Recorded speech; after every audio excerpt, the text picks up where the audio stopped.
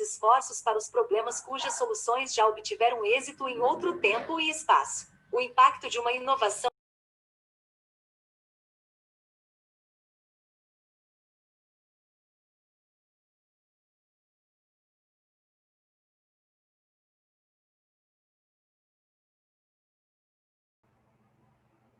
Olá. Arthur?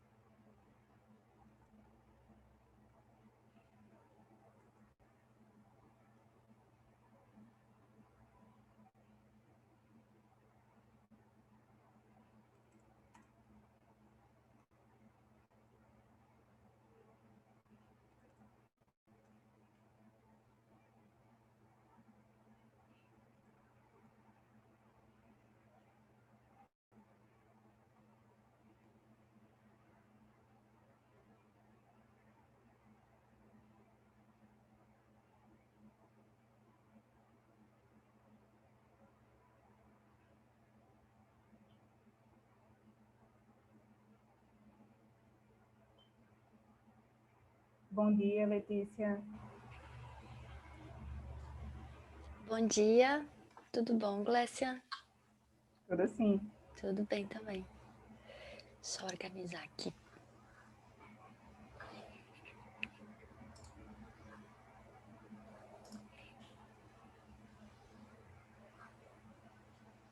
Arthur, eu acho que é o Arthur. Você tá aí? O microfone está desligado. Bom dia a todos. Como está? Pronto. Bom dia, Arthur. Tudo bem? Tudo bem, tudo bem. Pessoal, eu apresento agora junto com a Raquel. Não sei qual é o protocolo que a gente precisa seguir. Sim, pronto. Então já tá a Letícia. A Raquel, ela vai entrar também? Vai, daqui a pouquinho ela deve estar chegando. Pronto.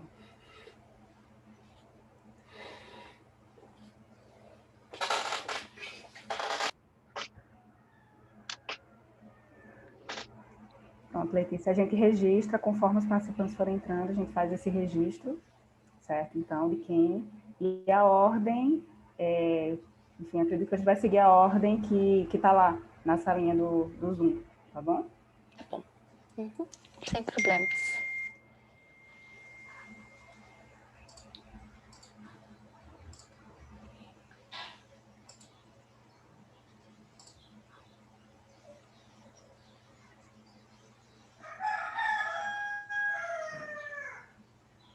Bom dia, Raquel.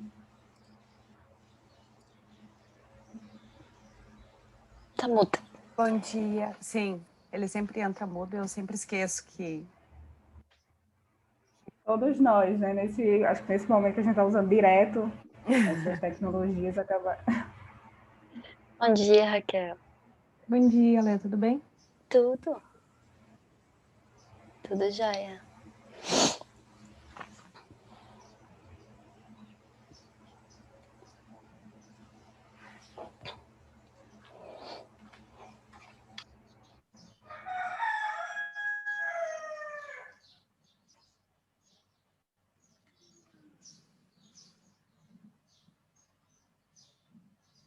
Arthur, só confirmando, a ordem que você tem, só para ver se bate com a minha, é primeiro inovando modelos de negócios, depois a startup, então a nova força causal da inovação, e depois inovação, para além do século XXI, não é isso?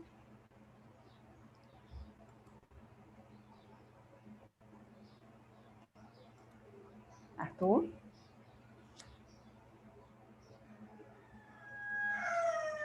Acredito que Sim, seja isso. aqui Pode falar.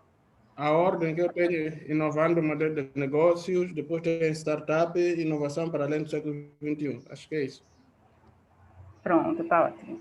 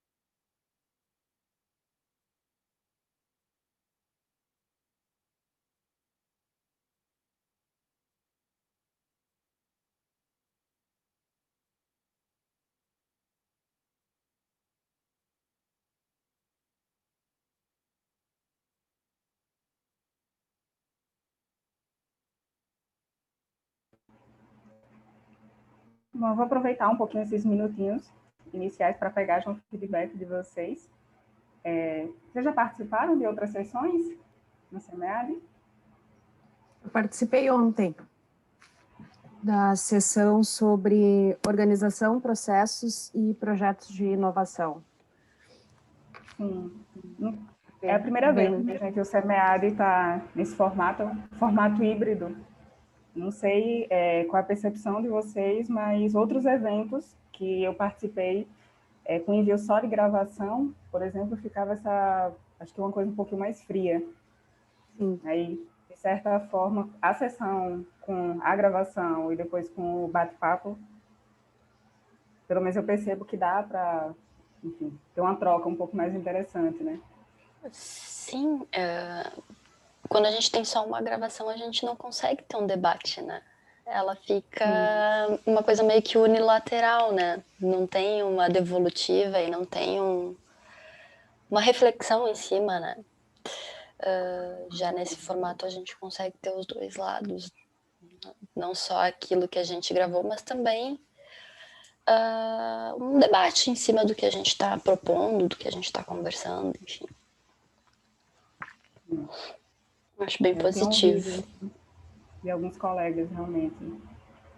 E talvez, enfim, a depender do andamento, pode ser um formato também que ano que vem, considerando que vai passar, né? Assim espero, acho que todos esperam, que talvez a gente tenha algumas sessões também híbridas. Para essa questão de acessibilidade, é bem interessante também.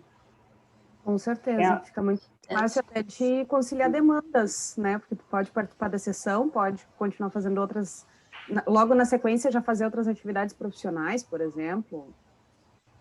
Por exemplo, eu ontem assisti a sessão, à tarde eu continuei tendo a aula que eu tinha do mestrado, então isso facilita bastante, né? Não teria acontecido se fosse no modelo presencial, né? Com certeza. Eu acho, assim, sendo bem sincera, que o momento que a gente está vivendo já mudou, né? Já mudou a realidade de muitos eventos, mas também de muitas formas de trabalho. Acho que, bem ou mal, é um momento que está nos ensinando muito também e está transformando a forma como a gente enxerga, né, a nossa relação com o trabalho. E não necessariamente a gente tem que estar num lugar para estar desempenhando as nossas atividades, né? A gente pode fazer de qualquer lugar. E acho que isso ficou muito evidente para muitas pessoas agora. Então, acho que é uma tendência que vai ficar, né? Dentro do meu trabalho profissional, falando, né? Não do meu lado acadêmico, mas do meu lado profissional, eu vejo muitos clientes que vão ficar no formato digital, não vão voltar mais pro físico, porque viram que funciona, que é positivo, melhora a qualidade de vida e não pretendem voltar mais pro formato tradicional do trabalho, né? Sim, com certeza necessariamente já está mudando muita coisa, né? Foi uma parada obrigatória. É até interessante analisar as coisas em retrospectiva, porque tem um artigo que ele foi publicado ano passado, tratando justamente assim, dessas questões de inovação e a necessidade de uma desaceleração. E aí uma grande discussão é que como fazer tudo parar para reorganizar algumas coisas, né? Porque até o momento não era possível, e aí veio uma pandemia. Então, realmente, não dá para voltar ao formato anterior. De alguma forma, as coisas vão mudar, a gente não sabe ao certo para onde, né? Acho que todas as áreas houve algum tipo de impacto, né? Em todos os campos da vida. Sim. Mas, enfim, acho que isso mostra até, né, já puxando um pouquinho, né, que a sessão trata, de uma forma geral, de inovação, que dentro desse imaginário é isso, né? Repensar formas que naquele momento são impossíveis, mas que dentro do imaginário podem ser colocadas e com uma forma possível de organizar. Com certeza. Faltam 2 minutinhos.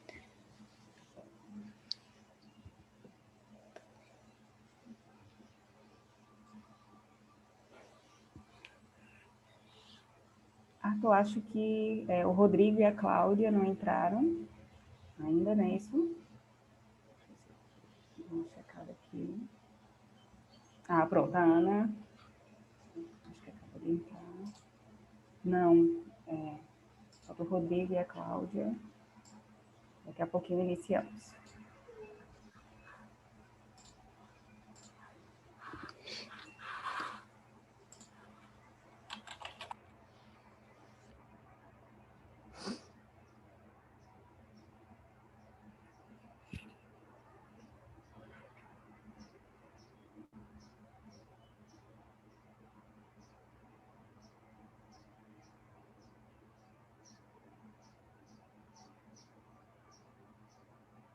Bom dia.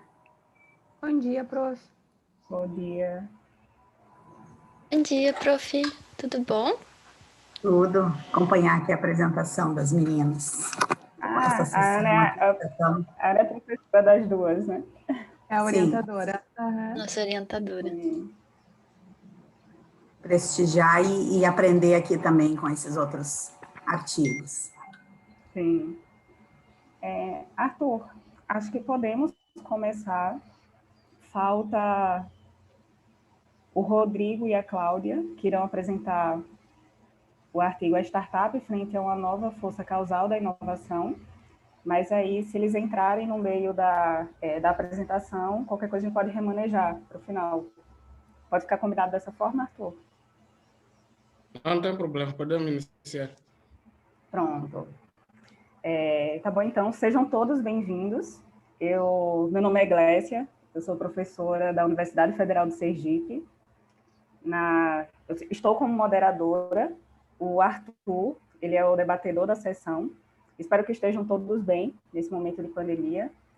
A nossa sessão, ela trata de gestão da inovação, né, tecnologia e sustentabilidade, inovação e sociedade, né, que são temas muito interessantes. Fico muito feliz da sessão ter recebido também trabalhos muito interessantes. São 3 trabalhos, 3 artigos que serão apresentados na sessão.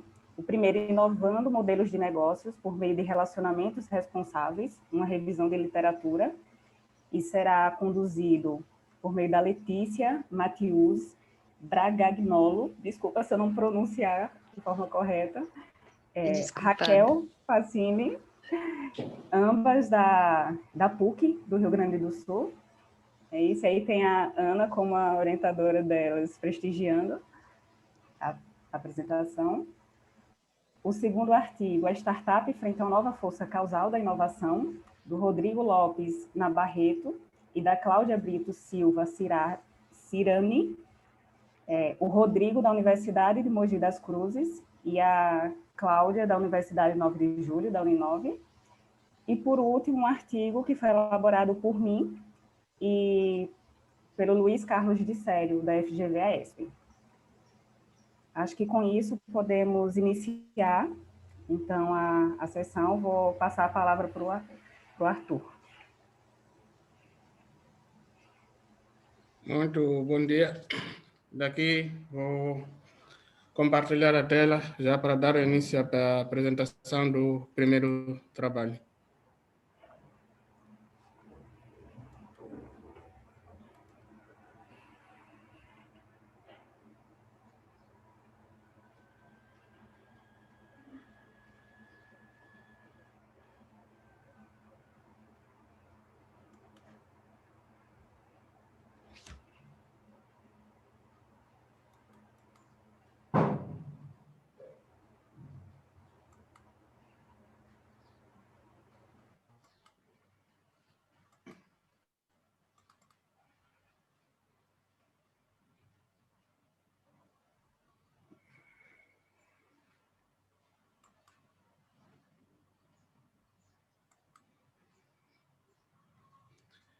Acho que podemos começar. Boa tarde, meu nome é Letícia Braganholo, eu estou aqui com a Raquel Facini e nós vamos apresentar o nosso artigo Inovando Modelos de Negócios por meio de Relacionamentos Responsáveis, uma revisão de literatura.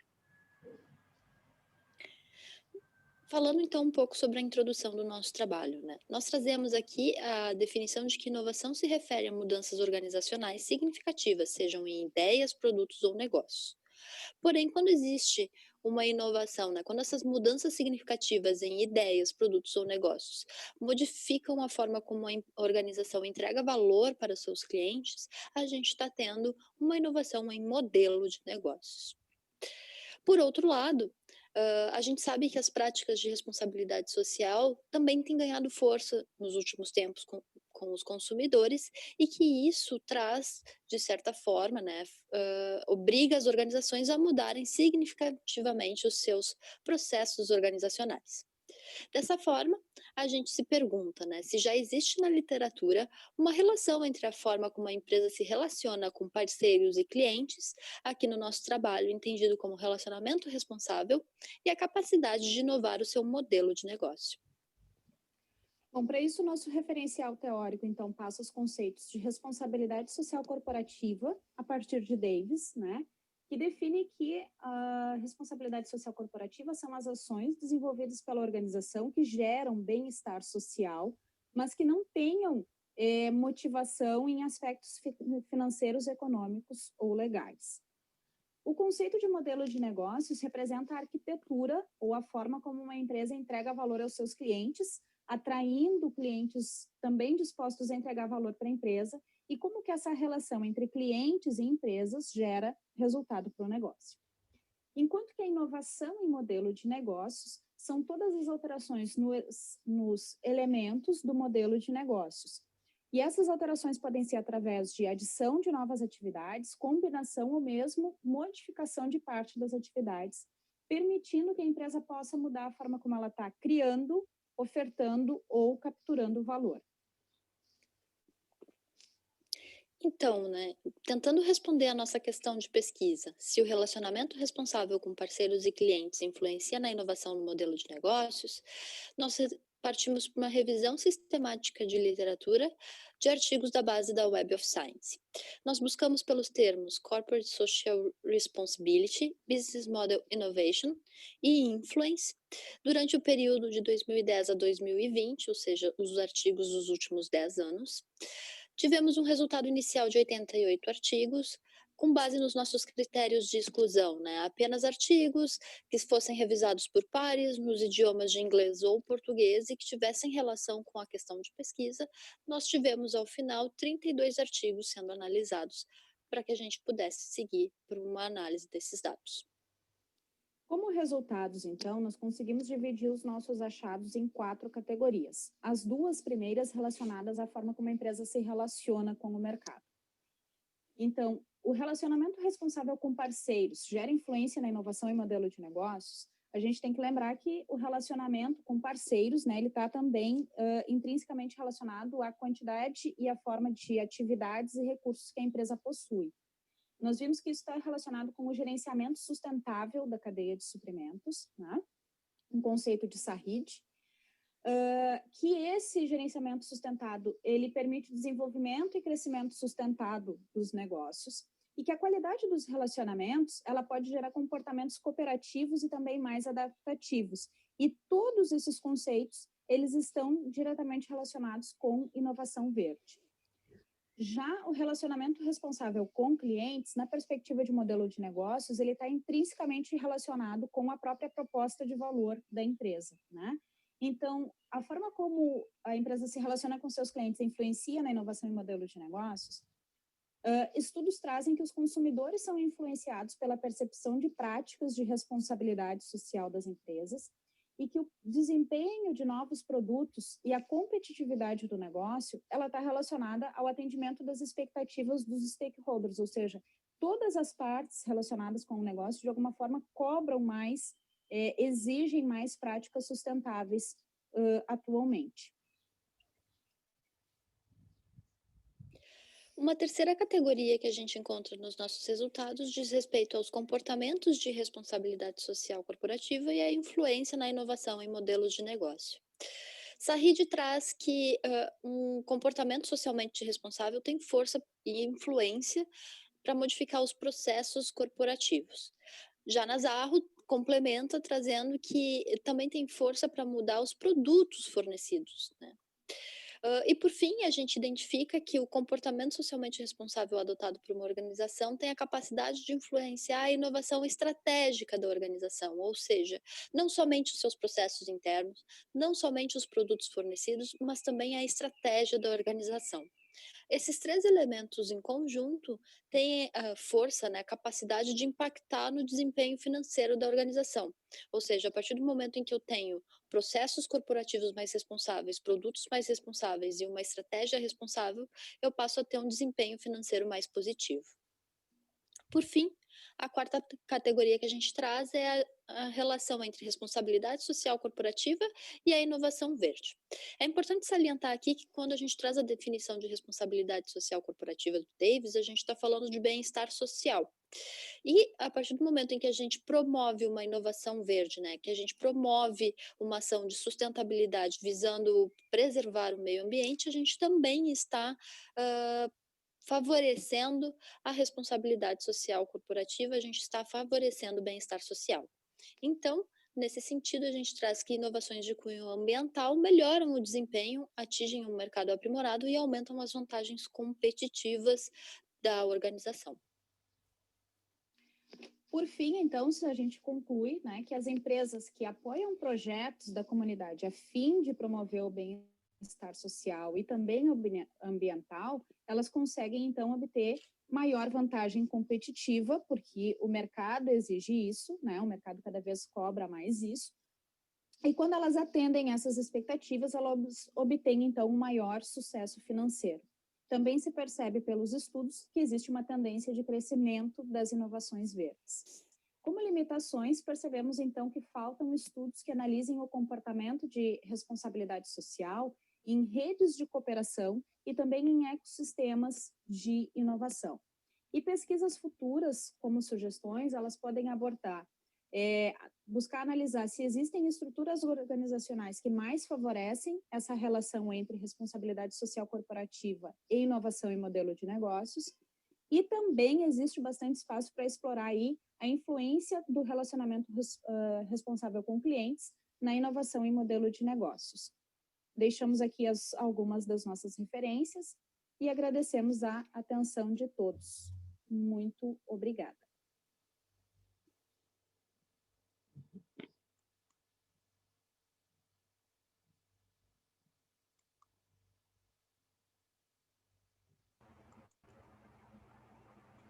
Parabéns às duas, belo trabalho. Eu vou passar a palavra para o Arthur, né, que vai fazer algumas considerações em relação ao trabalho. A ideia é que após cada apresentação tenhamos 8 minutos para o debate, mas como temos menos artigos, podemos também se estender um pouquinho e ao final também teremos mais tempo para discussão. Bom, muito obrigado. É um trabalho, de fato, bem apresentado, um trabalho também muito pertinente, que revela, de fato, o que está acontecendo na atualidade, principalmente nessa parte de inovação verde. São desafios que, no presente século, principalmente, de diversas consequências e de diversas circunstâncias, se posso assim dizer, somos levados mesmo a usar, mesmo que seja a tecnologia, para fazer uma preservação, criar uma certa inovação, e essa inovação que seja sustentável. Eu não tenho assim uma questão a colocar, poderia terminar por aí. Pronto, eu vou fazer então algumas considerações e aí a gente passa a palavra para vocês, tá bom? Primeiro, parabéns pelo trabalho. Eu aproveito que a Ana está aqui também, parabenizo a ela. E o trabalho está muito interessante, como o Arthur colocou, é um tema muito, muito relevante, e aí dentro dessa questão da sessão, né, isso mostra como a inovação ela se associa, ela está diretamente relacionada com a sociedade.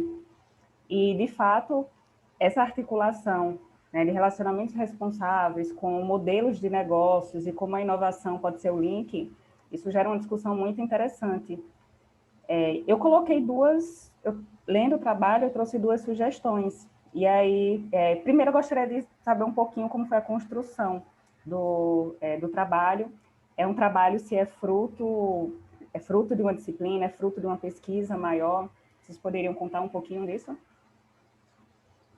Posso começar, Letícia? Pode. Então, em primeiro lugar, obrigada, Arthur, pelas contribuições, e obrigada, Glécia, pelos comentários. Sim, ele é um trabalho fruto de uma disciplina que nós fizemos agora no primeiro semestre desse ano, e nós temos 2 linhas de pesquisa distintas, né? Eu pesquiso inovação e modelo de negócios a partir da adoção de tecnologias, e a Letícia pesquisa responsabilidade social corporativa.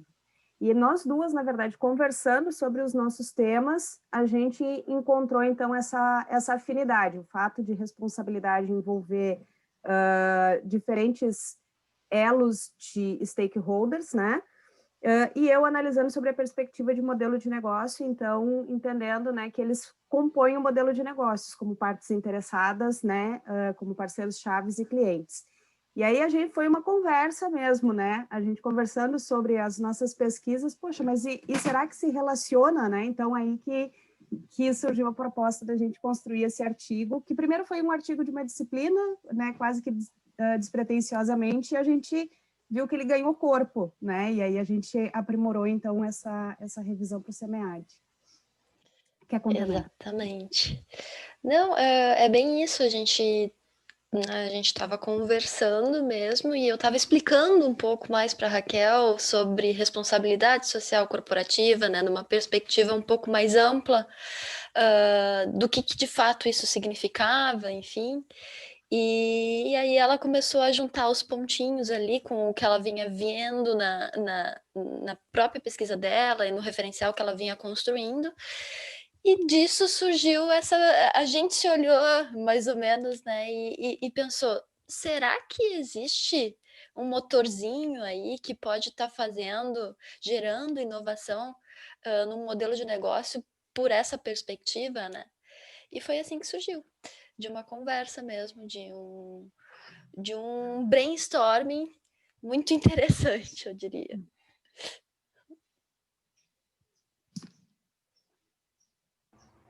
Bom, parabéns. A Ana gostaria de fazer alguma colocação também? Bom, na verdade, eu não participei desse artigo, né? Esse artigo, ele é fruto de uma disciplina que eu não trabalhei com elas, né? Foi de outro professor. Eu acho que era o artigo do final da disciplina, né?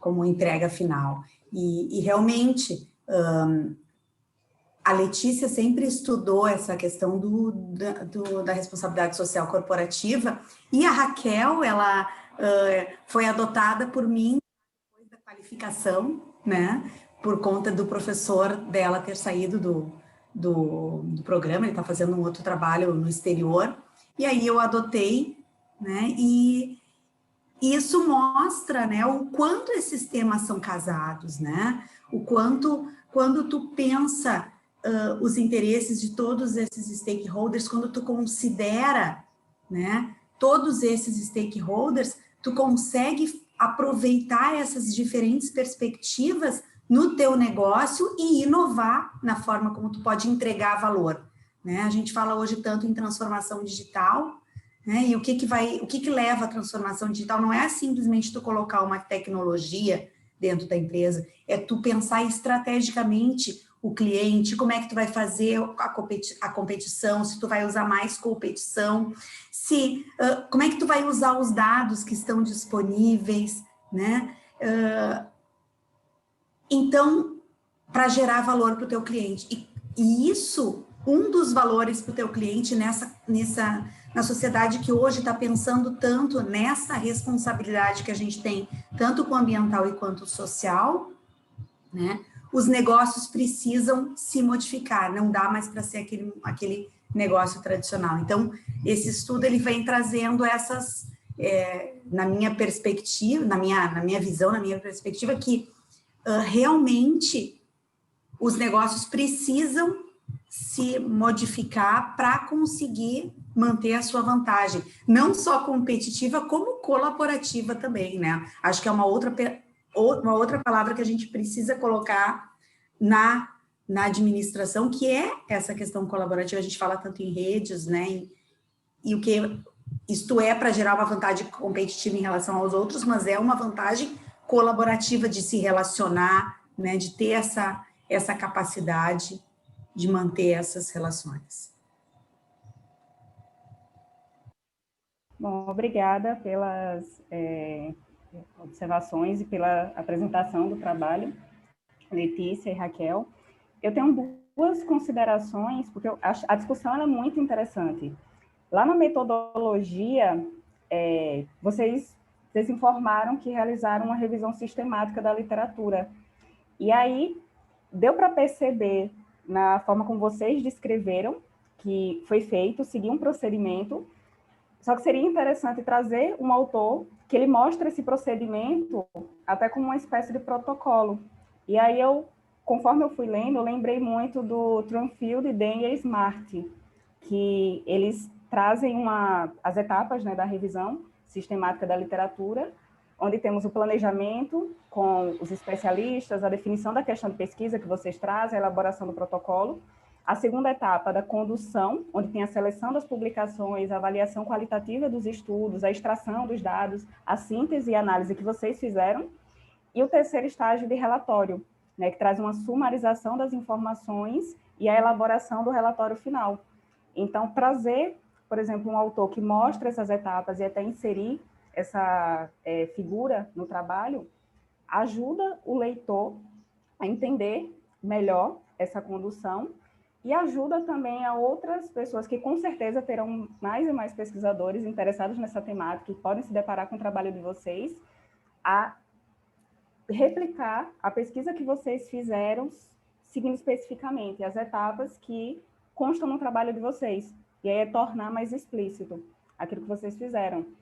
E outra questão é que eu vi mais presente na apresentação, que eu até tinha colocado a observação, como avança, né, a partir dessas 4 categorias que vocês encontraram, né, esses 4 enquadramentos na literatura, como se pode avançar a partir daí. E aí eu havia colocado que talvez uma contribuição que eu observo como muito importante do trabalho é justamente essa associação com o bem-estar social. E aí, na apresentação, vocês se aprofundaram até mais, né, falando dessa questão do bem-estar social, da inovação verde, lá com a última categoria. Então, talvez, após esse enquadramento nas 4 categorias, vocês poderiam abrir um tópico também, isso já pensando numa publicação, em aproveitar um aspecto que vocês trouxeram e exploraram melhor na apresentação, colocar onde podemos avançar a partir disso. E aí, talvez, trazer esse aspecto do bem-estar social de forma mais aprofundada, porque, de fato, foi um ponto muito interessante do trabalho. Então, são essas 2 observações nesse momento.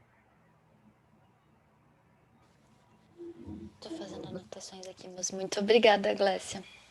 Na verdade, foi uma surpresa para a gente quando a gente começou a ler também os trabalhos, né, os artigos que a gente tinha lá selecionado, enfim, e viu o quanto que a inovação verde aparecia, né?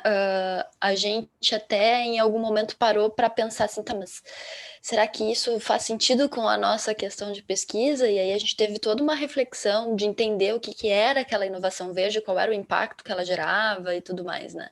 Então também foi uma surpresa para a gente a questão da inovação verde está aparecendo muito forte nesses trabalhos. E agora, quando a gente para pensar também, né, em termos de comportamento da sociedade, comportamento de consumo, tem um lado aí de consumidores que está muito forte com a questão do sustentável, do vegano, do não ter químicos, não, né, ter produtos orgânicos e, enfim, faz total sentido, né, quando a gente olha para esse lado. Então, foi uma surpresa, mas que faz sentido, com certeza, com os achados do trabalho, com a pesquisa que a gente estava, com a questão de pesquisa que a gente estava trabalhando, né? Então, era só isso mesmo. Obrigada. Obrigada, Letícia, Raquel. Arthur, acho que posso Podemos, então, prosseguir para o próximo artigo. Tá bem. Vamos ao segundo. Não sei se o apresentador já é o David, não?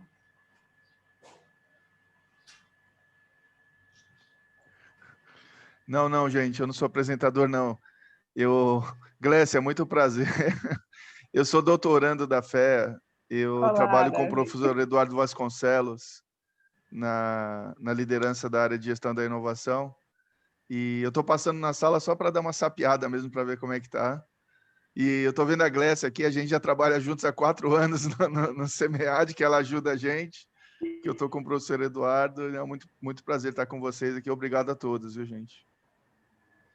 Sim. Olha que coisa interessante este ano, né? Nós trabalhamos há 4 anos, mas nunca havíamos falado, né? Ouvido a voz um do outro. Então, enfim, acho que se ao mesmo tempo está cada um nas suas casas, de certa forma aproxima também um pouquinho, né? Prazer, Davi, falar pessoalmente, pessoalmente distante. Tá bem, agora não sei como que podemos fazer, uma vez que não há ninguém que vai fazer o comentário do próprio artigo, parece que não se fez presente, a não ser que possamos ir para o terceiro para voltarmos quando ele aparecer. Pronto, acho que é melhor, né? A gente parte para o terceiro e vê se nesse meio tempo os autores entram na sala, tá bom? Tá bem.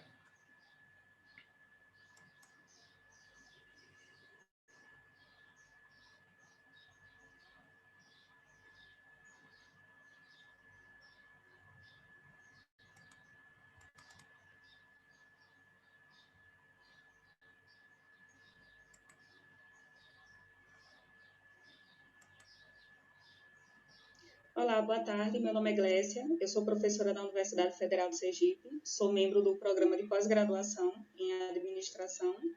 Esse trabalho ele foi fruto do meu projeto de pós-doutorado na Fundação Getúlio Vargas. E ele foi realizado em conjunto com o professor Luiz Carlos de Sério, da FGV-ESP. Basicamente, a discussão que nós trazemos neste ensaio é como é que a inovação ela deve ser desenvolvida para que possamos ter, de fato, uma sociedade que vá além do século XXI. Então, na introdução, nós discutimos o papel da inovação no desenvolvimento das sociedades, trazendo exemplos de inovações que foram muito importantes nos séculos anteriores e destacando o papel da pesquisa básica e aplicada nesse processo. E, basicamente, chamamos a atenção para o fato de que a inovação ela tem migrado da resolução dos problemas essenciais da humanidade para a conectividade. Né? E nós temos atualmente os gigantes da inovação do mundo moderno, que são empresas que realmente possuem um nível de sofisticação elevado, mas que, por outro lado, produzem inovações cujo impacto do bem-estar social não é equiparável às inovações anteriores. Isso porque, basicamente, as mazelas sociais e as mazelas ambientais elas ainda persistem.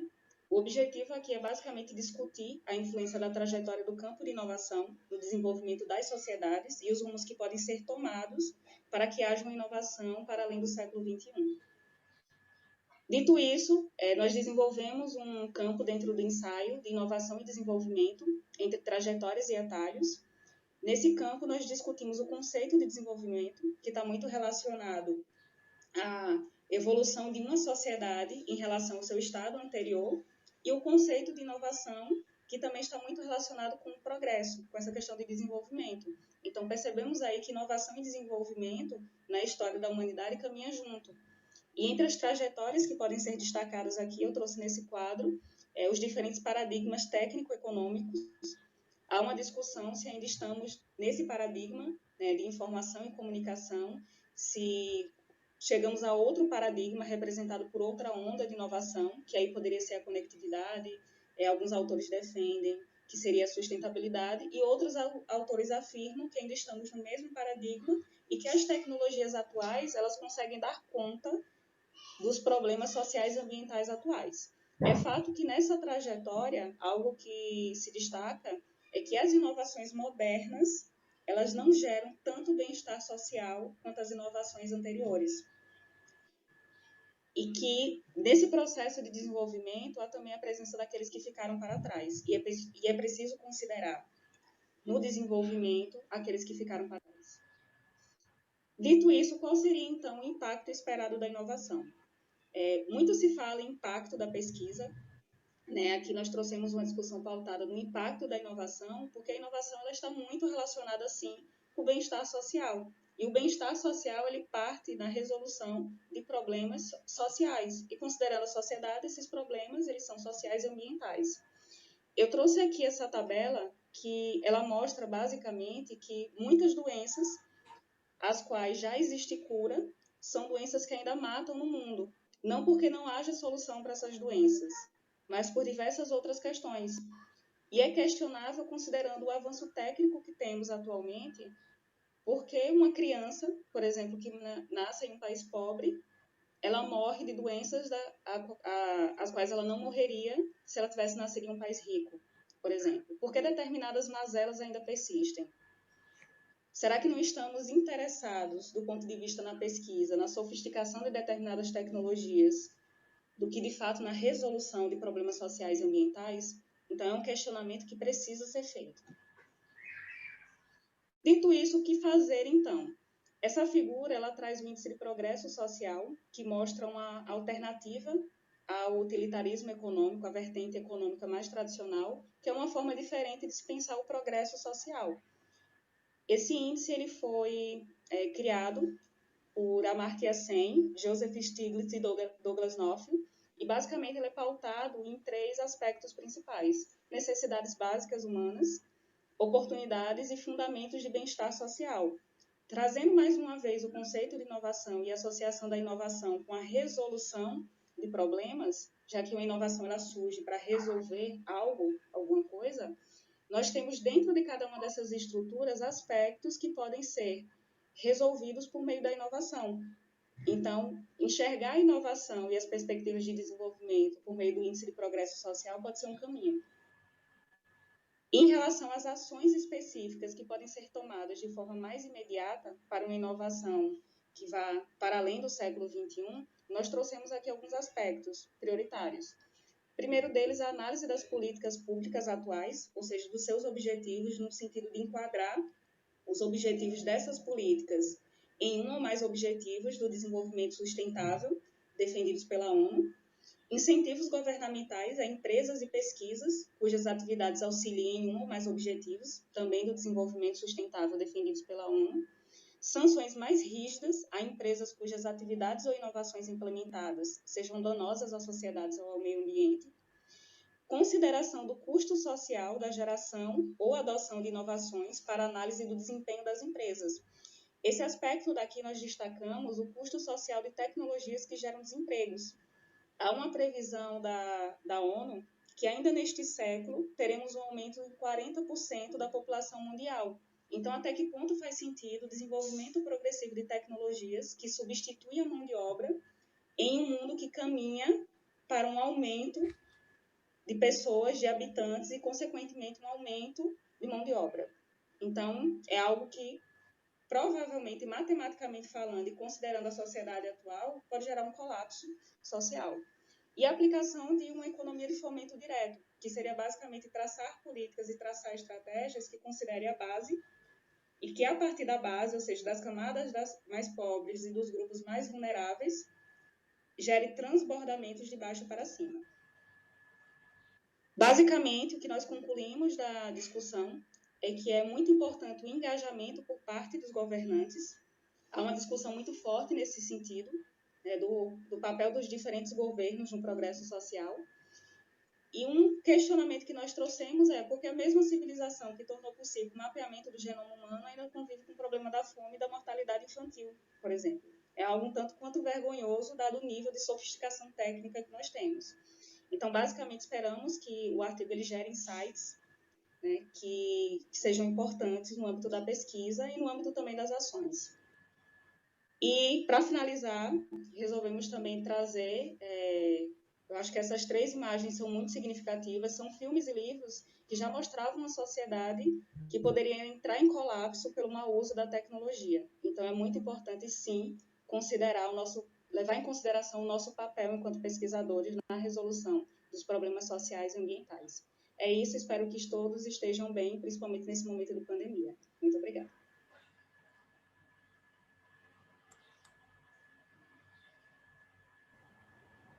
Bom, pessoal, obrigada por escutarem, por verem a apresentação. Vou deixar o Arthur comentar.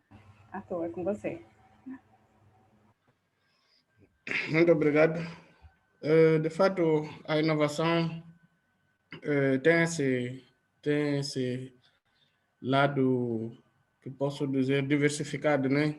E, conforme disse, a inovação traz um grande benefício para uns, mas devido às condições sociais, econômicas, financeiras, alguns países, alguns povos não conseguem ir além com problemas que já foram solucionados nos tempos lá e de outros países, porque tem algumas condições.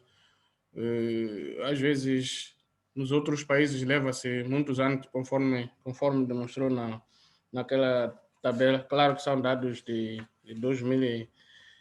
2008, mas até pudesse fazer o mesmo trabalho relativo a esta situação de pandemia do novo coronavírus. Embora seja o inverso, né? Porque parece que os países mais desenvolvidos é que estão sendo muito assolados mesmo. Mas, de fato, a tecnologia, a própria inovação tem essas duas vertentes. Posso parar por aí. Muito obrigada, Arthur. De fato, com a pandemia, eu acredito que todas essas questões se tornaram mais gritantes, né? Já tem até alguns estudos conduzidos que começaram a chamar a atenção que as mazelas sociais, para o fato que as mazelas sociais não estão presentes apenas nos países desenvolvidos, em desenvolvimento, seja lá qual o termo, né? Mais recente para denominar esses países, mas nos países desenvolvidos também, que a nível local, e muitas vezes dentro das grandes cidades, ainda existe uma série de questões. E só para contextualizar um pouquinho, né, como é que surgiu esse artigo, especificamente, no projeto de pós-doutorado que eu estou finalizando agora, no próximo mês, a proposta é tratar de inovação, pequena empresa e pobreza. Então, fazendo essa articulação, e principalmente desconstruindo muito do que se tem em inovação dentro da vertente tradicional, né, que muitas vezes a tecnologia é entendida de uma forma muito técnica e os problemas eles são entendidos também e há tentativas de solução por aqueles que não entendem aquele contexto. Então, no campo das políticas, por exemplo, e aí já vem de uns trabalhos anteriores e dentro da pesquisa atual tem um que trata especificamente de políticas, a nível de Brasil, analisando se as políticas públicas para a pequena empresa e as políticas afirmativas, de alguma forma, elas têm algum tipo de conexão e consideram também essa questão da inovação como uma forma de empoderamento dos agentes locais, é que essa desconexão. Então, num primeiro momento, o que se percebe é que quem toma a decisão está muito distante daquele contexto. Enquanto não trouxesse essas pessoas, que são de fato as pessoas interessadas para o campo de discussão, fica complicado resolver aquilo. E aí muito dessa construção é baseada nas ideias de Amartya Sen, que ele traz a teoria de enfoque das capacidades, que aí é uma teoria de justiça social, que é baseada na teoria de House, só que se diferencia dela por considerar que as instituições muitas vezes funcionam para promover a desigualdade. Então, a Amartya Sen, ele chama a atenção disso, ele é um pesquisador indiano, e o grande diferencial, eu diria, de analisar, inclusive a inovação, indo por essa vertente social por meio dele, é considerar justamente tentar dar protagonismo a quem não tem esse protagonismo. Porque necessariamente a intervenção, sem que haja essa discussão, qualquer um dos caminhos acaba descambando para uma não solução, ou para algo muito imediatista. Então, esse foi o contexto do artigo, e a ideia de desenvolver um ensaio é porque justamente ele permite uma escrita um pouco mais livre, né? Então, a ideia foi trazer um pouco de criticidade que muitas vezes nós não temos como nos aprofundar nisso ou enfim, abordar essas questões de um artigo empírico, por exemplo. Eu queria ouvir um pouquinho das observações de vocês, aproveitar o tempo, então, feedbacks para melhoria do trabalho.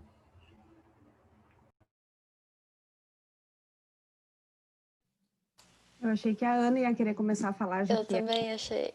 A Ana. É que, na verdade, como eu não estava na sessão, eu não li o teu trabalho. Então, eu queria, não sei se tu tens aí eles, pelo menos para eu passar o olho em cima, que eu gostaria, claro que a apresentação a gente já fica mais limitada. Vocês tinham o trabalho, né?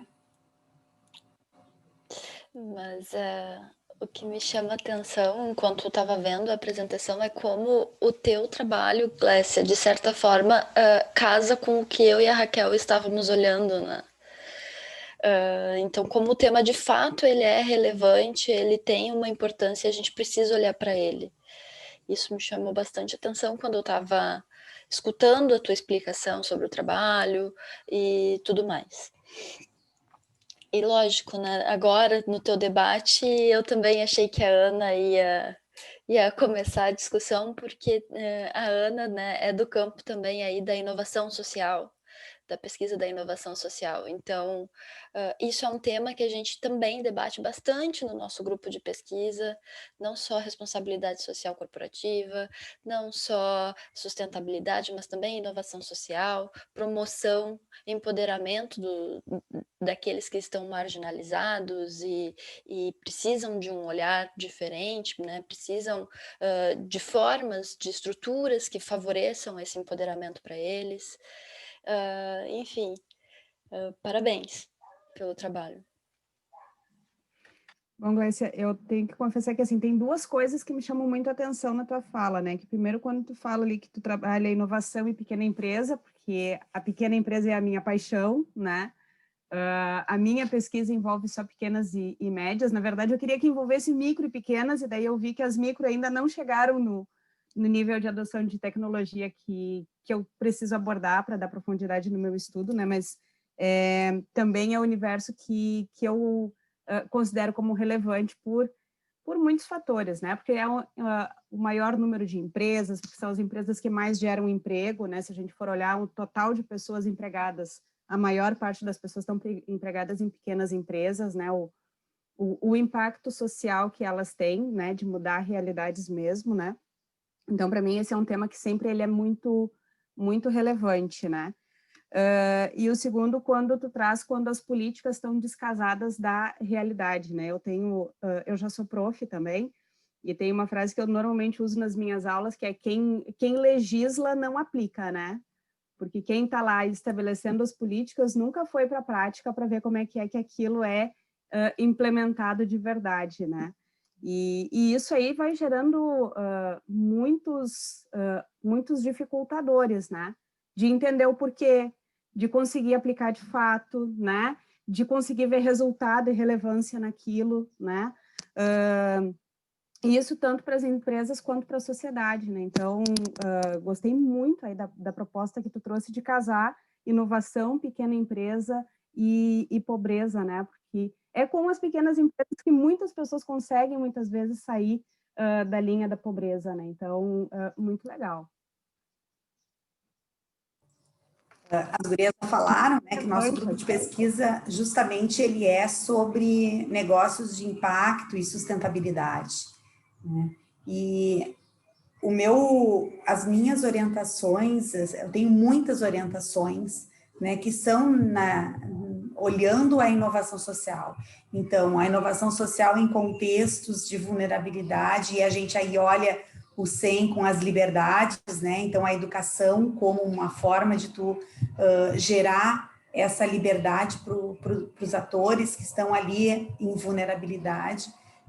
E hoje nós temos um projeto olhando isso que tu estás falando, é um projeto numa comunidade em vulnerabilidade, chama Conexos, ele é financiado pelo CNPq, né? É uma plataforma digital que liga os jovens em vulnerabilidade com empresas para que eles possam encontrar o primeiro emprego ou, a partir do programa Jovem Aprendiz, ser inserido no mercado de trabalho. Então, a gente tem ali, não é só para o jovem que faz o projeto, né, que participa do programa Menor Aprendiz, mas também para qualquer jovem daquela comunidade, como o projeto piloto, né? Então, a intenção é fazer um Tinder para o jovem em vulnerabilidade social e encontrar a sua empresa, né? E, além disso, a gente, quando a empresa pensa, né, ou coloca ali, divulga ali a sua vaga, ela vai divulgar a vaga dizendo, colocando alguns pontos que são importantes, alguns critérios que são importantes para aquela vaga. E aí o jovem vai lá, olha, não tenho como participar dessa vaga porque eu não tenho, por exemplo, Excel básico, né? E aí ele consegue, dentro da plataforma, um curso de Excel básico para poder se qualificar, e ele vai ganhar, então, uma medalha, um distintivo. Agora ele já está qualificado nisso aqui e a empresa pode buscar. Então, o que a gente viu a partir desse sistema que a gente está terminando agora, e agora vai começar a implementar nessa comunidade? Que o jovem, ele se sente muito à margem. Esse jovem, ele se sente realmente à margem, né? Ele diz, nos grupos focais que nós fizemos para entender quais eram as dores desses jovens, né, para encontrar esse primeiro emprego, eles diziam, olha, a gente chega numa vaga, mesmo sendo indicado pelo programa Jovem Aprendiz que tem dentro da instituição, que é ali da comunidade, que fica na comunidade, eles chegam lá e dizem, ó, essa menina loira de olho azul, de cabelo liso, que veio de uma escola particular, como é que eu vou competir com ela, eu que tenho cabelo afro? Então, essas diferenças que muitas vezes as políticas públicas não enxergam, né? Que são as dores desses indivíduos que estão lá e que as políticas públicas, como não vão lá, são aqueles que legislam, que não conhecem, né? Eles não entendem essas dores, né? Então, esse é um projeto que a gente espera que dê bastante resultado, né? Porque justamente ele vai fazer com que essas pessoas tenham uma visibilidade, né? Esse é o nosso objetivo, né? De fazer algo diferente para quem não.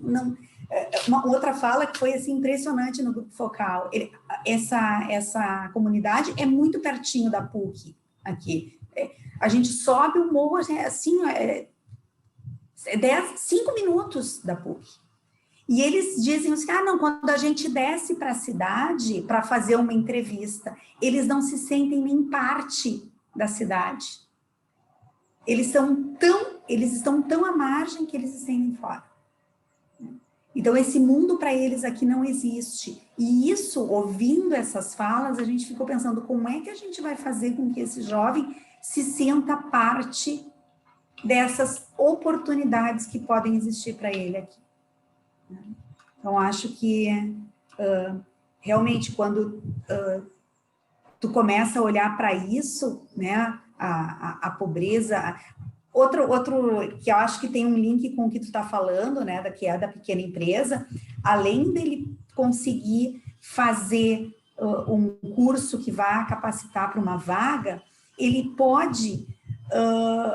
tem um outro espaço dentro da plataforma que a gente observou com as ideias que eles tinham no grupo focal, que eu posso colocar uma ideia, e ali a gente quer ter mentores, né, que façam,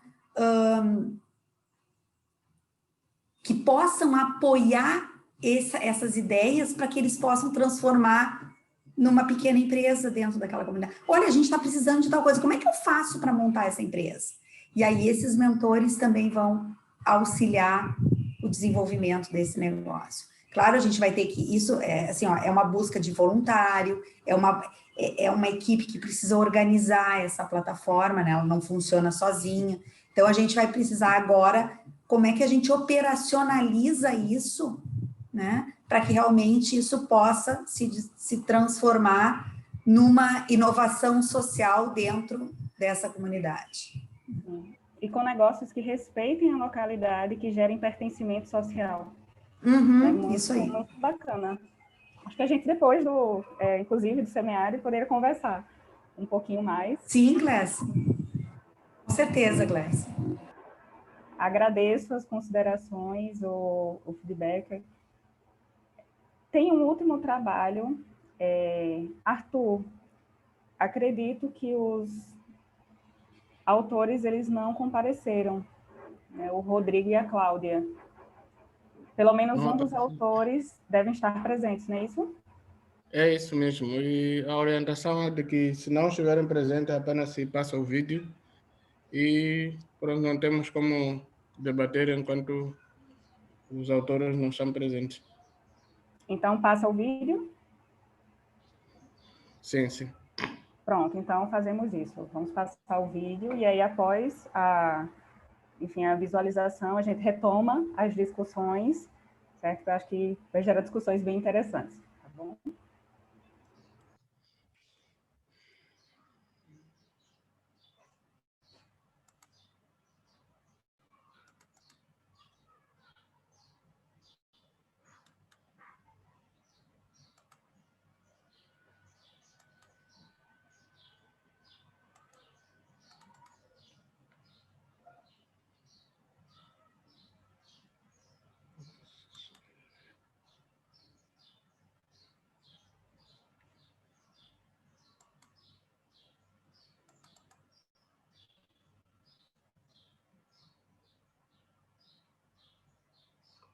Olá, meu nome é Rodrigo Lopes Nabarreto e o tema do meu trabalho é Startup frente a uma nova força causal da inovação. Bom, nós partimos de uma das ideias da Organização para a Cooperação e Desenvolvimento Econômico, que estabelece que a inovação, em seus diversos espectros, constitui-se na principal ferramenta de competição do mercado. Então, baseado na teoria institucional que defende que a inovação ela sofre reflexos de forças causais, quando do processo da institucionalização, nós desenvolvemos o nosso estudo. Bom, na realidade, a inovação ela acaba sofrendo reflexos de forças causais provocadas pelo mercado, pela tecnologia e pela legislação. E o nosso estudo ele buscou investigar se, no tocante à legislação, se realmente só a legislação posta geraria esse reflexo, ou se os projetos de lei, que seriam instrumentos que antecedem a legislação, também teriam condão, também teriam poder para refletir na inovação. O nosso estudo ele focou nas startups, diante das suas características peculiares, em especial diante do quantitativo existente no município de São Paulo. A escolha do tema justificou em razão do grande desafio que as startups enfrentam ao tentar identificar negócios inovadores, viáveis em ambiente de elevada taxa de mutação e influência do Estado. Isso sem mencionar a gravidade gerada em razão da aprovação desses projetos de lei que antecederiam a legislação. Haja vista que a partir do momento que esses projetos de lei se transformam em lei, passam a ter um efeito extremamente forte sobre essas startups, em algumas situações limitando a atividade, em outras situações vedando por completo a atividade dessas startups. No tocante ao problema da nossa pesquisa, a investigação que nós propusemos a realizar é inédita, né, diante da lacuna existente uma vez que da análise da literatura produzida, nós não identificamos trabalhos que enfrentassem de forma específica esse tema. Estabelecemos então a seguinte questão de pesquisa: sob o enfoque da instituição causal da inovação, no tocante à metodologia, nós desenvolvemos uma pesquisa empírica de natureza qualitativa que foi desenvolvida por meios de entrevistas e membros de 10 startups, a fim de identificar a influência desses projetos de lei em organizações inovadoras. Para análise dos dados, nós fizemos uso do software Iramutec, em razão de se tratar de um aplicativo gratuito, com fonte aberta, o que possibilitou a realização de análises estatísticas sobre o corpus textuais. Os resultados permitiram constatar como os gestores de startups enxergam os projetos de lei e dão importância. Estabelecemos como principal proposição que os projetos de lei que antecedem as leis, eles podem sim ser considerados como força causal da inovação, posicionando-se no mesmo patamar da tecnologia, mercado e legislação. No tocante à fundamentação teórica, buscamos em autores seminais até os artigos mais recentes, né? E partimos sempre da ideia de que a empresa é uma peça fundamental no desenvolvimento da sociedade e seu sucesso influencia diretamente a economia nacional. Nesse cenário, a inovação ela tem importância ímpar, pois ela impulsiona a criação de novos produtos, métodos e modelos de negócio.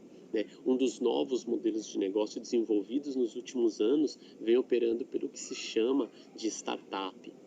No decorrer do nosso estudo, nós nos deparamos com a importância do ecossistema inovador, em especial em razão do ecossistema inovador de startups, né? Uma vez que é constituído por um grande número de participantes e pode ser definido como um ambiente que tem como principal característica afetar as startups. A gente sabe que a startup deve se bem posicionar num ecossistema onde ela orbite e esteja no meio, né, de outros players que possibilite aí um grande desenvolvimento a fim de atingir, alcançar aí os resultados almejados. Como dito anteriormente, nós realizamos entrevistas com 10 CEOs, gestores de startups. Como resultado do nosso trabalho, com base na utilização do software Iramutec, obtivemos dados que demonstram que há significativas evidências de que os projetos de lei podem ser considerados, sim, como força causal da inovação, confirmando aí a proposição previamente estabelecida. A contribuição teórica deste trabalho faz presente ao se demonstrar a presença do projeto de lei como um elemento que antecede a legislação e que também se comporia aí o rol de forças causais da inovação, trazendo uma maior extensão para a teoria institucional. A contribuição prática se materializa ao alçar, né, esses projetos de lei com instrumentos capazes de propiciar informações de grande importância para as organizações que buscam com a inovação adquirir vantagem competitiva e até se manter no mercado.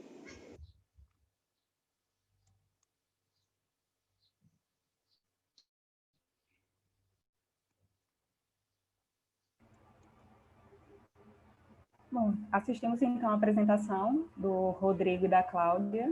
É um trabalho muito interessante também, pena que eles não estão presentes, mas casa muito bem também dentro da proposta da sessão. Arthur, gostaria de fazer alguma consideração?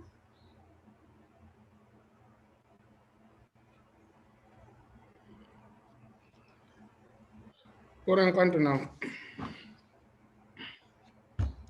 Pronto, então, finalizado as apresentações do trabalho, acho que temos um tempinho mais agora para debater, talvez um pouco mais a fundo, a proposta da sessão e os trabalhos, especificamente.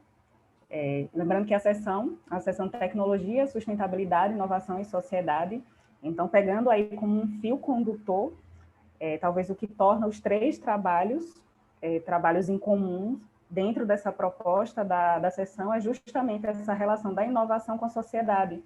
E aí tem aspectos de tecnologia, aspectos dessa vertente sustentável, seja na questão dos relacionamentos responsáveis, seja por meio de uma relação mais forte, mais íntima, né, que a startup, pegando lá o trabalho agora que foi apresentado, que vocês assistiram, tem uma partezinha, por exemplo, do texto que os autores eles destacam a startup como uma oportunidade de desenvolver ideias dentro de um ambiente de alta incerteza. Né? E aí, pegando esse conceito, quantos negócios, que são negócios necessários dentro desse ambiente, que principalmente no momento de pandemia, é um ambiente mais incerto. Então, eu destacaria esse aspecto como sendo um aspecto que torna os 3 trabalhos como trabalhos que têm muito em comum. Mais uma vez, eu gostaria de parabenizar. O Rodrigo e a Cláudia não estão aqui, mas tanto a apresentação como o trabalho também ficaram muito interessantes.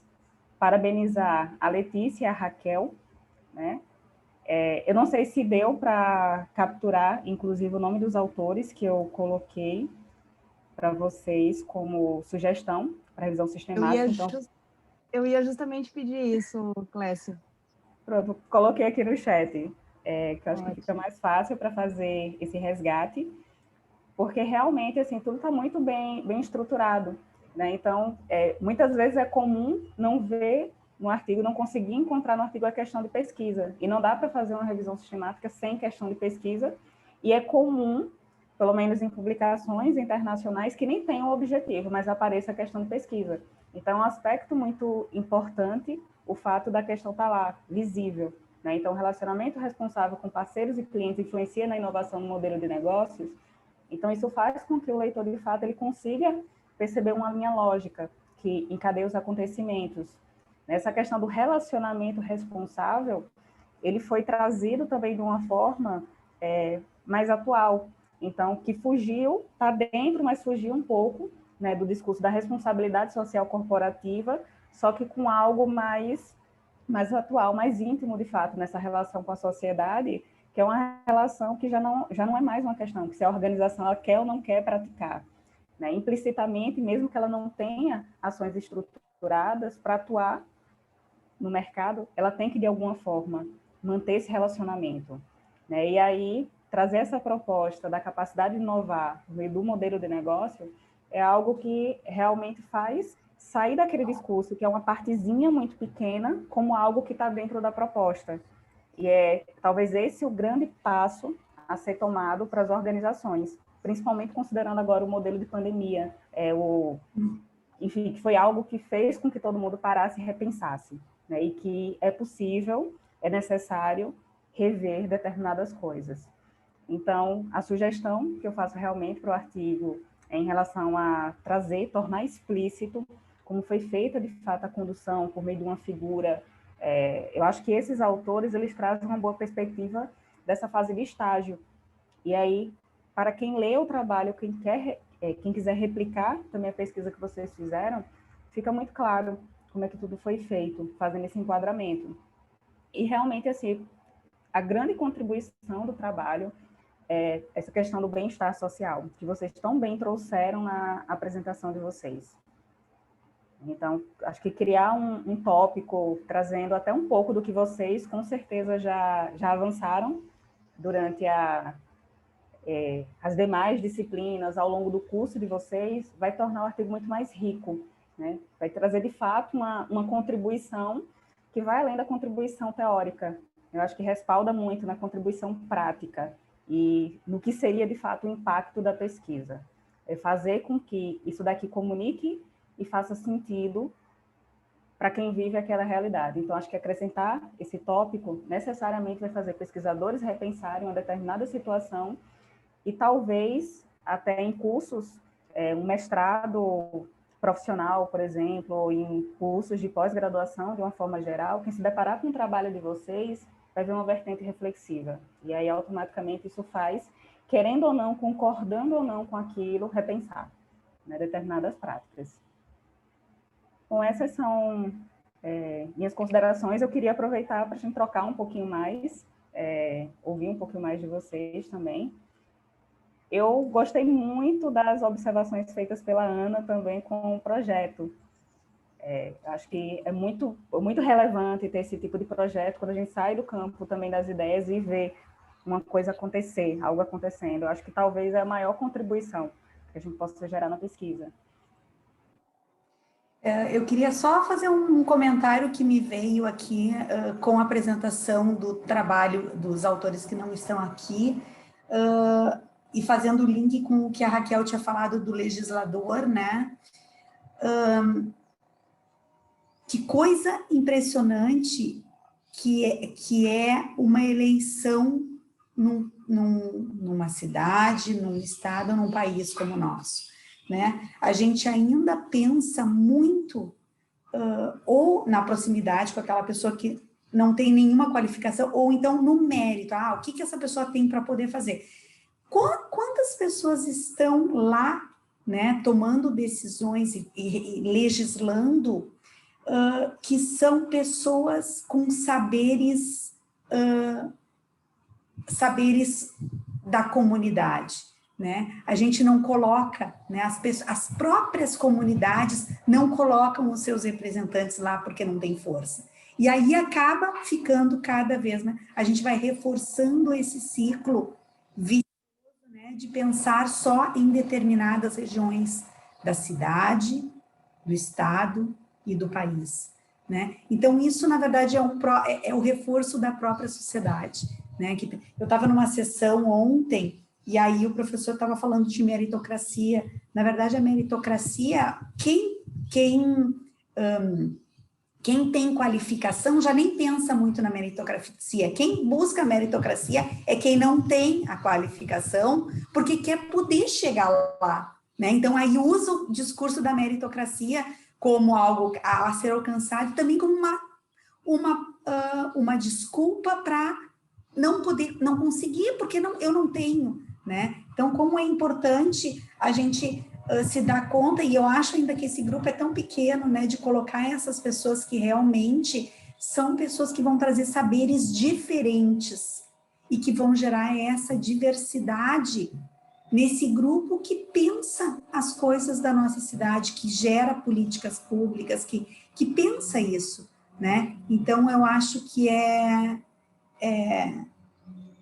um movimento que a gente precisa fazer, né? Que acho que ainda é pequeno, mas que pelo menos aqui em Porto Alegre, né, a gente já viu a entrada agora nessa eleição de pessoas da comunidade, de pessoas que têm uma inserção e que vão poder dar voz, né, para esse espaço que pensa as políticas de uma cidade que tem uma diversidade muito grande, né? Sim, é verdade, Ana. Eu coloquei até aqui no chat, porque é um artigo que eu ia sugerir para os autores, porque casa muito bem essa discussão, né? Que era algo até que eu ia sugerir para aprofundar mais, porque, de fato, essa questão de quem é interessado na mudança, fazer parte da mudança, é muito importante, porque isso afeta diretamente a inovação. E aí eu me deparei na semana retrasada com esse artigo daqui, né, que trata justamente disso, né, do impacto da ideologia governamental, um aspecto assim dos interesses políticos que estão por trás, como é que isso afeta a condução da inovação.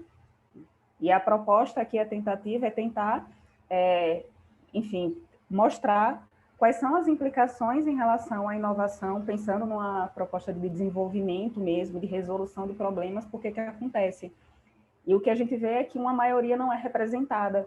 E, felizmente, assim, um movimento, aqui ocorreu também um pouco disso, não com todos os representantes, mas com alguns.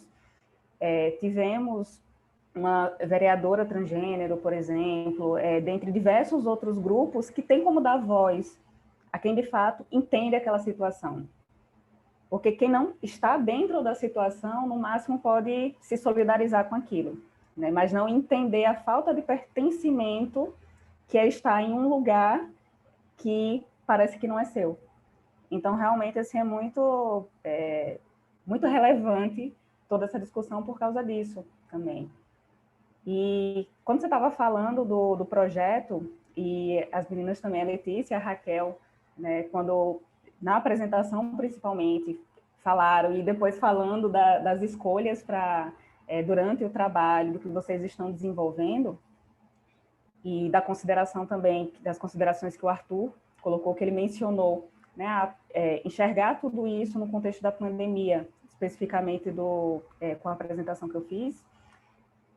Ao longo da pesquisa, uma coisa que me pareceu muito urgente, que me veio como algo muito urgente, foi, se no projeto, a pesquisa ela é inovação, pequena empresa e pobreza, a gente está no contexto de pandemia, porque o projeto ele surgiu antes, só que aí veio a pandemia, isso, na verdade, a gente está vivendo um laboratório vivo.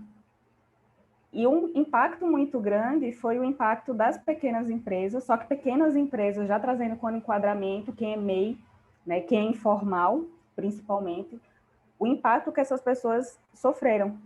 E aí, pensando nisso, como um braçozinho do projeto, veio como ideia desenvolver um projeto prático, né, um projeto envolvendo os alunos, que se chama Projeto Inovar, com a ideia justamente de auxiliar esses informais, os MEIs, ou aquela pequena, muito pequenininha, que muitas vezes se enquadra, está ali como informal também, a verificar como ela pode inovar no modelo de negócio, mas desconstruindo essa questão também de que a inovação é algo sofisticado, então não, eu acho que bem mais próximo da inovação social, e buscando no pertencimento social alternativa para isso, porque quem está lá na comunidade, quem está lá na localidade, entende e se comunica melhor.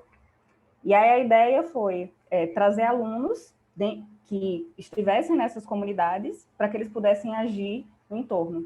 Então, é um projeto que tem os alunos como protagonistas, então eles é quem, enfim, eu medio, mas quem entra em contato, quem traz soluções, e aí a gente discute, e eles dão o feedback, são esses alunos, porque eles estão inseridos no contexto, e a proposta foi começar pelo entorno, né, para tentar gerar um pouquinho de impacto, porque realmente, assim, a gente se pega, muitas vezes, como pesquisador, escrevendo e não vendo muita coisa mudar. Então, esses projetos, né, essas aplicações, que muitas vezes são consideradas aplicações muito, muito pequenas, na verdade, não são pequenas, né, são coisas que transformam. E aí eu me deparei também com 2 artigos, só para destacar como é a percepção, né, tradicional no âmbito da inovação. E era um artigo que ele tratava de um problema ambiental que existe em Zanzibar, na ilha da Tasmânia, e tem um problema lá com as algas marinhas, que elas estão ficando escassas, a forma de comércio lá não é sustentável, mas também é a única forma de subsistência da população. E aí um grupo de pesquisadores analisou um projeto que tinha como objetivo tentar mudar a realidade social daquela localidade, considerando que eles precisam ter um meio de subsistência. E eles perceberam que é uma ilha, né? Então na praia tem muitas conchinhas dos invertebrados.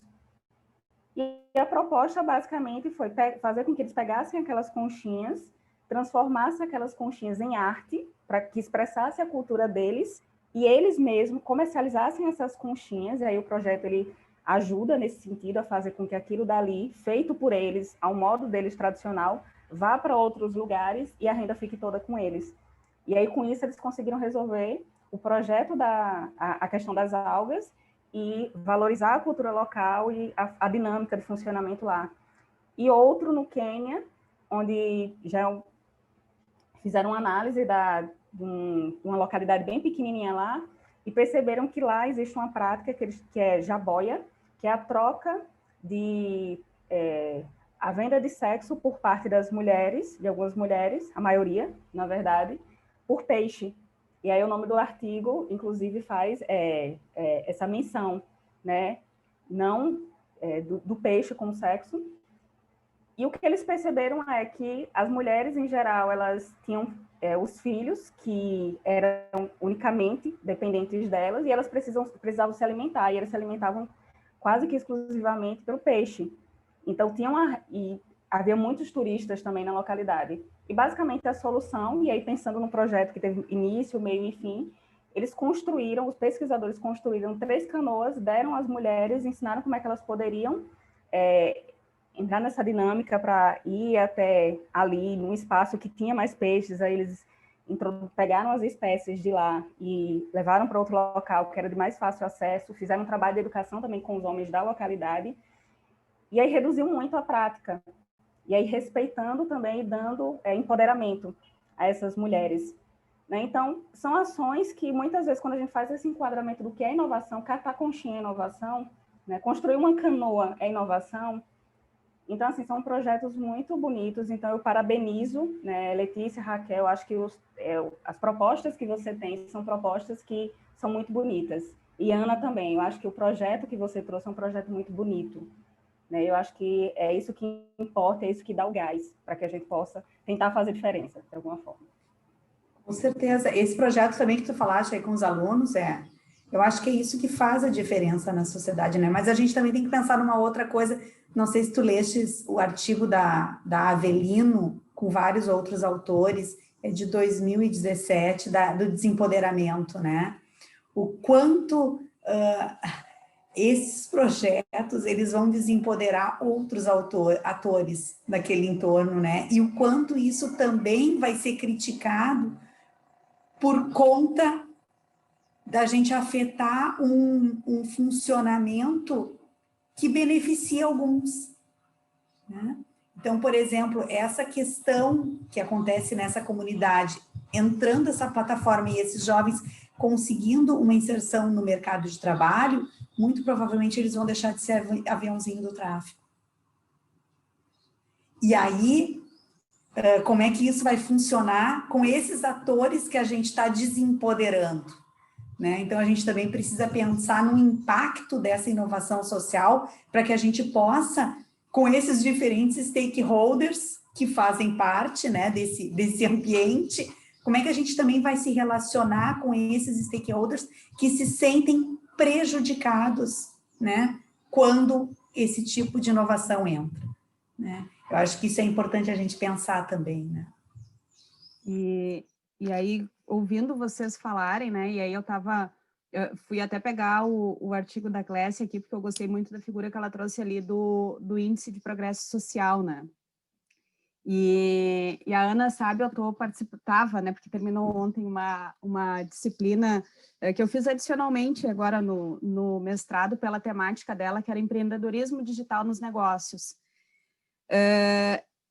E aí lá a gente conversou muito, né, realmente sobre o quanto que o contexto que a gente está vivendo, ele está e vai ainda, e a gente não consegue nem mensurar por quanto tempo, ampliar as desigualdades, na verdade, né? Porque daí quando a gente olha aquela figura ali que a Clécia trouxe, né, do Índice de Progresso Social, as necessidades humanas básicas que estão lá nutrição e cuidados, moradia, água e saneamento e segurança pessoal. Só que em 2020, uma necessidade humana básica foi acesso à internet e telefone e computador, né, gente? Quanta gente que não conseguiu se educar da maneira que deveria, porque não tinha o básico do básico para isso, né? E aí isso vai afetar o acesso a oportunidades por muito tempo, né? Porque quem está hoje na 4ª série, lá na frente, quando for fazer o exame que for, Enem, enfim, é óbvio que ele não está tendo o mesmo acesso a oportunidades, porque quanto tempo vai levar para a gente conseguir ainda diminuir o problema que foi causado esse ano, e assim, foi causado por um contexto, né? Não dá para dizer que temos um culpado, né? Mas faltou uma necessidade humana básica nesse tempo, né?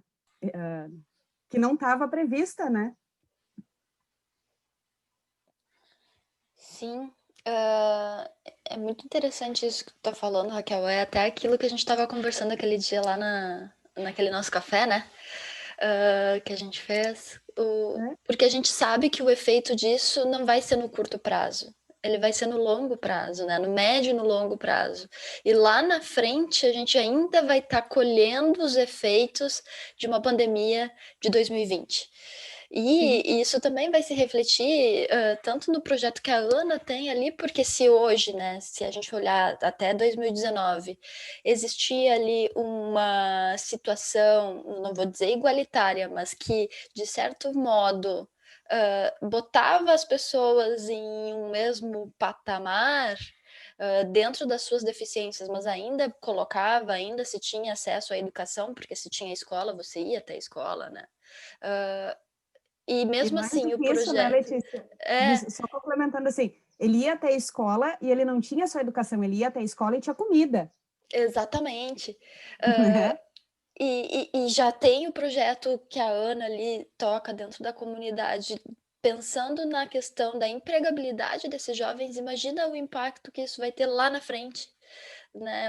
Se hoje ele é descartado porque ele não teve um... Descartado não, mas ele não concorre a uma vaga porque ele não tinha um Excel básico, lá na frente talvez tenha uma necessidade mais básica ainda a ser tratada, né? Então, com certeza, a gente vai ver isso por um tempo e a gente vai ter que criar mecanismos, enfim, formas de tentar minimizar isso daqui para frente. E só mais um comentário que eu queria fazer do projeto da Ana, que eu acho fantástico também, é o fato de que a iniciativa existiu dentro de uma universidade, mas ela não se estruturou dentro da universidade, ela se estruturou dentro da comunidade. A gente não trouxe eles de lá para dentro da universidade, a gente foi até lá, né? E tá vivendo dentro do contexto deles, aquilo que a gente pode ajudar no contexto deles, o que é muito rico. Porque trazer para dentro da universidade é fácil, a gente tem toda a estrutura que a gente precisa, né, atender e tudo mais. Agora, conseguir ajudar dentro do contexto dele traz na flor da pele as dificuldades que eles têm, inclusive de inclusão de tecnologia. Então, esse é mais um aspecto do projeto do Conexus que eu acho fantástico. É verdade. E assim, só contribuindo, né? Essa semana eu estava conversando com o Marcelo sobre o Conexus, né? O Marcelo é um dos alunos, para a Glécia entender, né? É um dos alunos que está à frente do projeto, né? O meu braço direito, meu braço esquerdo, a perna direita e a perna esquerda no projeto. E a cabeça também, se facilitar.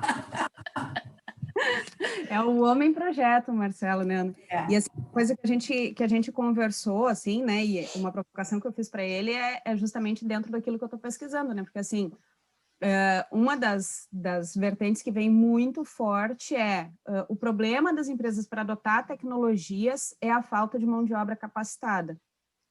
E aí, por outro lado, a gente tem lá o Fórum Econômico Mundial, que já trouxe lá em 2017, 2018, que os jovens de hoje, eles vão se empregar em profissões que a gente ainda nem conhece, porque elas não existem, né? E o quanto que muitas profissões que hoje a gente conhece estão deixando de existir, principalmente funções bastante operacionais. Aí a gente olha lá para o público-alvo do Conexus e fica pensando assim, e eles? O que eles vão fazer? Aonde que eles vão se empregar se eles estão sem o acesso, sem a necessidade humana básica lá que nem estava prevista, né? E eles não se percebem, né? Porque isso é uma coisa muito interessante do grupo focal, né?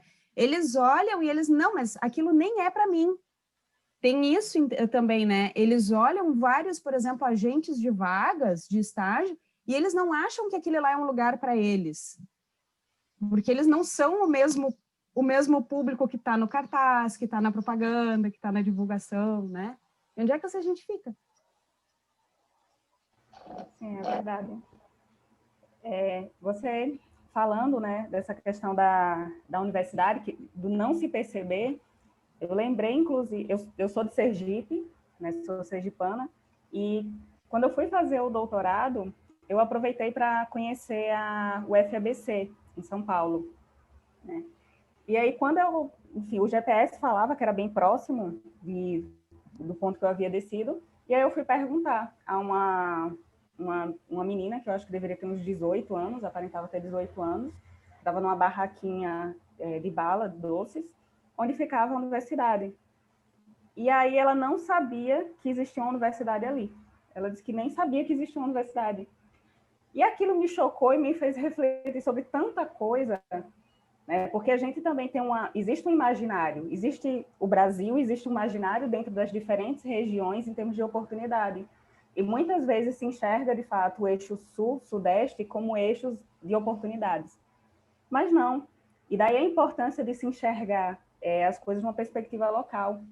E aí vocês trazendo essa questão da educação, de fato, isso que está acontecendo, essa desigualdade, né, de acesso que fez e está fazendo com que vários alunos em idade escolar não estejam na sala de aula, tanto em todos os níveis educacionais, nível superior também, isso vai acabar afetando diretamente aquele eixozinho das necessidades básicas, porque a educação, ela traz uma possibilidade de mudança social, né? E ela faz com que, dentro até disso que a gente está discutindo, de repente, essa pessoa que faz parte daquela localidade, daquele contexto, ela própria, entendendo a realidade dela, entendendo aquele contexto, ela traça soluções que sejam adequadas. Porque qualquer tentativa de intervenção, né, de quem não pertence àquele contexto, por melhor intencionada, não vem...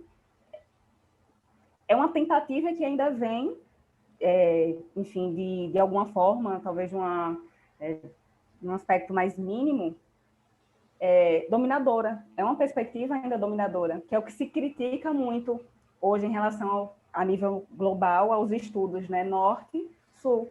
Nós temos uma grande maioria, um grande contingente de estudos que tratam de pobreza, só que com pesquisadores do norte, né, que, por mais interessantes que sejam, né, os apontamentos feitos, não são pesquisadores que conhecem a realidade. E aí, quando a gente vai para o Brasil, vai estreitando, o ideal é que quem faz parte daquilo, quem nasceu naquele contexto, consiga desenvolver ações que sejam adequadas para ele. Porque às vezes a gente acha que o problema é alimentar, mas tem uma questão mais funda, tem algo mais profundo ali, que a gente não consegue identificar. Então, realmente, assim, é muito, muito preocupante todas essas questões. De fato, acho que são aspectos bem colocados, né, que são muito importantes. Bom, as contribuições foram muito importantes para os autores dos trabalhos, mas o tempo também já não nos espera, só faltam uns 4 minutos. Mas também aproveitar e agradecer essas contribuições. Eu agora estou em Moçambique, perto da África do Sul, acho que conhece muito mais a África do Sul. O quadro mundial que decorreu em 2010. Então, estou cá, mas sou estudante de Mackenzie. Então, há algumas contribuições aqui sobre a parte de algumas pesquisas que se fazem por o imaginário e não conhecer bem o terreno, são bem assim direcionadas, são bem colocadas, porque de fato isso acontece. E pronto, podemos fazer as últimas considerações para terminarmos a nossa sessão.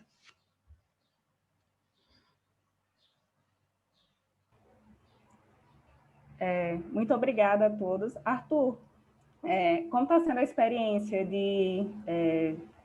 enfim, do curso? Você está na fase de doutorado, não é isso? Está fazendo doutorado na Mackenzie. Sim. Como é que está sendo? Sim. Bom, o curso, para mim, está num bom ritmo. Também foi a expectativa que eu tinha, uma vez que o pensamento para fazer esse curso de administração surgiu em 2014, quando eu estava na UFMG a fazer o mestrado. Então, tentei, quando estava lá, para ver se podia fazer esse curso de administração de empresas na Mackenzie, mas não deu certo. Só a partir de 2018 é que consegui entrar. Também uma boa orientação lá do professor Gilberto. E pronto, o curso está a decorrer bem, agora estou na fase, posso dizer, fase final, né? Já terminei a coleta de dados, estou a fazer a análise. Entendi. Você está aqui no Posso dizer Brasil isso? ou em Moçambique? Agora estou em Moçambique. Sim, entendi. Com a pandemia, como é que está a realidade aí, Arthur? Até aqui, porque Moçambique tem um tamanho mais um estado de Minas, são cerca de 128 mil habitantes. Aliás, o que estou a falar, são 28 milhões de habitantes. E agora, em termos de mortes, são 128. 128 desde que iniciou a pandemia. São números muito inferiores comparando com o Brasil, que já está no 100 e tal. Nesses últimos dias até não constitui assim grande alarme do que nos primeiros dias, porque todo mundo ficava com muito medo, mas agora é normal circular por aí, não encontrar alguém com máscara, quer dizer, já passou de uma situação de pandemia, passou a ser uma doença normal, como se fosse malária ou dengue, assim. É esse sentimento que se tem nesses últimos dias. Sim, entendi. O mesmo está acontecendo aqui no Brasil, né? Acho que a gente consegue agora visualizar muita gente sem máscara também. Sim. Arthur, desejo muito sucesso a você no desenvolvimento da sua tese, certo? A Obrigado. Letícia e a Raquel também desejo muito sucesso. Foi um prazer conhecer todos vocês, mesmo distante. Eu coloquei o meu e-mail aqui, então se sintam abraçados e espero que a gente possa, enfim, em algum momento, se comunicar. Letícia, Raquel, Ana, Arthur, realmente foi um prazer conhecer todos vocês. Igualmente. Obrigado. Obrigada a todo mundo. Foram contribuições muito relevantes. A gente já está pensando aqui em como dar evolução nisso, né? Porque realmente foi bastante importante, assim, né? Sugestões muito para a gente conseguir realmente aprofundar esse trabalho. Muito obrigada. Eu também gostaria de, primeiramente, parabenizar, né, a Glécia pela moderação, ao Arthur aqui também pela condução e pela moderação. Glécia, parabéns pelo seu trabalho também, achei, como eu já falei, extremamente relevante, muito rico e muito complementar ao que eu e a Raquel trouxemos. Agradecer a Raquel pela parceria, né, desses trabalhos que a gente tem desenvolvido e agradecer as contribuições que com certeza foram extremamente ricas, assim como a Raquel falou, a gente já está aqui né, pensando em como enriquecer, elaborar mais esse trabalho. E é isso, muito obrigada. Gratidão e é isso. Obrigada, pessoal. Adorei participar aqui da sessão, das discussões, sair daqui já também com o contato da Glécia, vamos aí trabalhar junto. Arthur, muito sucesso aí no finalzinho do teu projeto, né, de doutorado. Então, que tu tenhas bastante sucesso e que tu possas voltar aqui para o Brasil de novo logo, né, para que a gente possa estabelecer de novo essas indas e vindas nesse mundo que a gente precisa conhecer tanta coisa ainda, né? Essa foi realmente uma sessão internacional. Muito obrigado. Muito obrigado. Bom, Tá bem, pessoal. vamos terminar por Tchau, fiquem bem. Tchauzinho, tá bom? então. Obrigada. Vocês também. Tchau, tchau. Tchau.